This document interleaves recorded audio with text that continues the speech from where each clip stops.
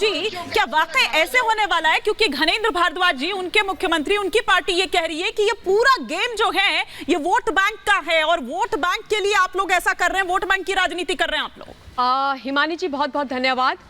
झूठ बोलने में एक्सपर्ट, झूठ फैलाने वाली कंपनी के सीईओ, भ्रष्टाचार के पर्यायवाची, घुसपैठियों के मसीहा माननीय सम्माननीय अरविंद केजरीवाल जी ने जिस प्रकार से आज प्रेस वार्ता के माध्यम से एक बार फिर से देश को बरगलाने के लिए सीएए के नाम पर झूठ बोला है, तो पहले मैं ये बता देना चाहती हूँ केजरीवाल जी को, पूरा देश तो जानता है कि सीएए के माध्यम से भारतवर्ष के किसी भी नागरिक की नागरिकता ली नहीं जाएगी। ये नागरिकता देने का कानून है, पहली बात। दूसरी बात, ये बोल रहे हैं कि ये गरीब लोग अगर इस देश के अंदर आएंगे तो इस देश के अर्थव्यवस्था छिन्न भिन्न हो जाएगी, हमारे ऊपर आर्थिक तौर से वो बोझ बन जाएंगे। वो इस देश के मूल के लोग हैं जिनको उनका ये हक सदियों पहले मिल जाना। संसाधन तो लिमिटेड है, वो ये कह रहे हैं संसाधन उतने नहीं है, महंगाई, बेरोजगारी, ये तमाम मुद्दे गिनवा रहे हैं वो। मानी जी मुझे बस 30 सेकंड्स और दीजिए।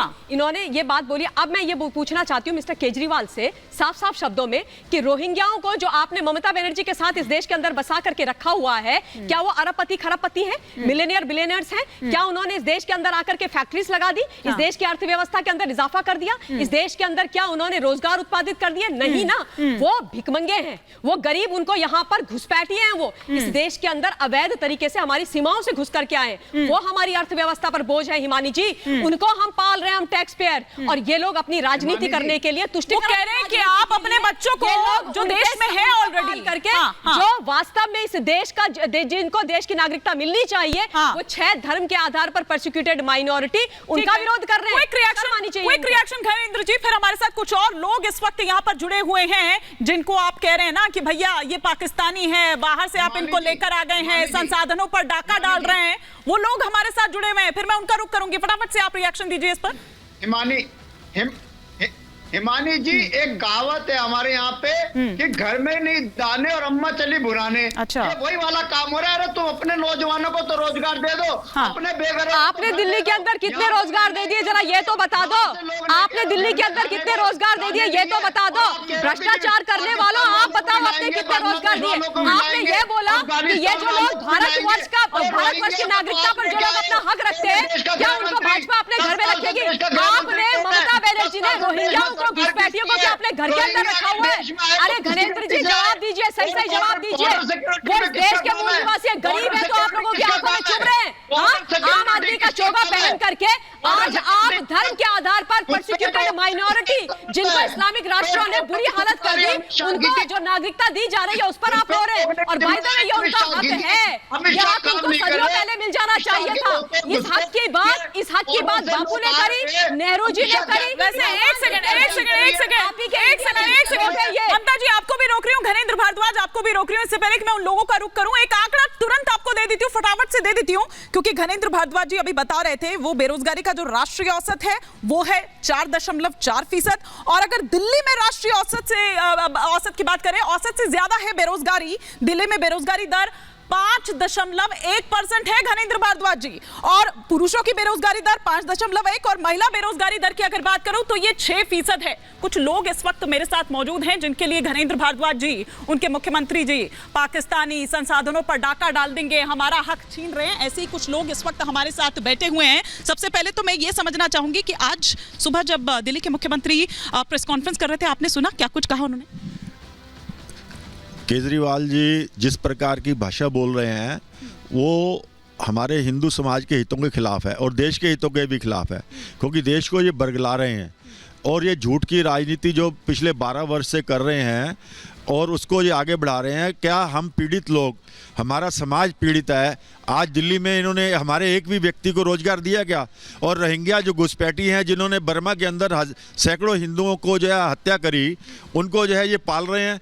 सरिता बिहार के अंदर जो खादर की भूमि है उनको बसने के लिए दी हुई है, झुग्गियों में आग लगी, उनकी झुग्गियाँ बनाई गई, उनको जो है पैसा दिया गया, उनके यहाँ डॉक्टर बैठता है, उनके यहाँ सफाई होती है, उनके बच्चों की जो है पढ़ाई की देखभाल की। हमारे एक भी बच्चे को क्या किसी ने अपने किसी स्कूल में दाखिला दिया? ये वो सवाल हैं जिनका मैं जरूर यहाँ पर जवाब लूंगी घनेंद्र भारद्वाज जी से। लेकिन सीए लागू हो गया, इससे अब आपको लग रहा है कि वो जो जिंदगी आपकी थी अब कुछ सामान्य वो लौटेगी, अब एक सामान्य एक ट्रैक पर जो है वो आएगी, उससे बदलाव आएगा अब आपकी जिंदगी में? कैसे देखो हमारे देश के प्रधानमंत्री ने गला बैठ गया थोड़ा सा, तो हमारे लिए अच्छा ही निर्णय सोचा है। अभी 1947 से बंटवारे से उसी टाइम से ये सारे हिंदू बेचारे पाकिस्तान में पीड़ित। आप लोग कब आए थे? 2011 में। हाँ, कहाँ से आए थे? सिंध से, सिंध पाकिस्तान से। तो पाकिस्तान के अंदर भी पीड़ित रहे और भारत के अंदर जब हमारे देश के प्रधानमंत्री ने इन गरीब परिवारों को अपनाया है, जो सिटीजनशिप दी है, इनके लिए विरोध। भाई ये हिंदुओं ने कब लिया कि हमको बंटवारा दे दो, हम पाकिस्तान के अंदर रहेंगे? कम से कम अरविंद केजरीवाल को सोचना चाहिए।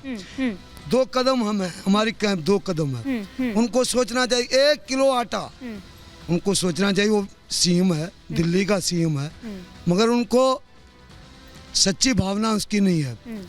भावना जिसकी सच्ची होती है ना, जैसे हमारे देश के प्रधानमंत्री है, सबका साथ सबका विकास, उनको सबकी सोच है। तो ऐसे बुरा, ऐसे अच्छे कर्म करते रहो, बुरे कर्म के पीछे नहीं पड़ो। ठीक है, तो अभी तक गुजर बसर कैसे हो रहा था? क्या कर रहे थे आप लोग?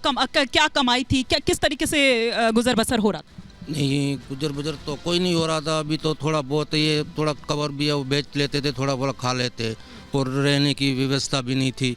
तो अभी नरेंद्र मोदी भाई ने, जो प्रधान है हमारे मंत्री है, उन्होंने ये सीए कानून लागू किया है। क्या रिएक्शन था उस वक्त जो आप जहाँ पर रहते हैं आप लोग, मजनू का टीला, वहाँ पर आप लोग, और वहाँ पर क्या उस वक्त माहौल था? किस तरीके से जैसे ही ये अनाउंस किया गया, क्या वहाँ पर था? वहाँ पर बहुत दुख बैठे हैं हमने तो। वहाँ पे तकलीफ़ें थी, मच्छर थे, पानी आता, बरसातों का पानी। कभी भी ऐसा नहीं हुआ जो कोई आके केजरीवाल ने या कोई सुविधा की कुछ नहीं किया था। हम अभी तक यहीं ऐसे ही बैठे हैं, झुग्गियों में बैठे हैं। स्वागत करते हैं आप इसका। जी, हम पाकिस्तान से आए हिंदू शरणार्थी हैं। मैं सुंदर हूँ। मैं जो क्या परिस्थितियाँ थी, क्यों आप आए थे? एक सवाल यहाँ से लेती हूँ, फिर मैं अपने मेहमानों का वापस रुक। तो ये हमारे जो लोग यहाँ भारत में जो विरोध कर रहे हैं सीए पे, हम उनसे पूछना चाहते हैं कि हम बंटवारा कभी मांगा था? हम भारत के बेटे और बेटियाँ नहीं थे, हमने तो कभी बंटवारा नहीं मांगा था। लेकिन हम भारत माता की सेवा नहीं कर सकते थे? हमारी बहन बेटियाँ भारत माता की सेवा नहीं कर सकते थे? लेकिन हम दुर्भाग्य से जो हमारा बंटवारा हो गया, हम वहीं रह गए।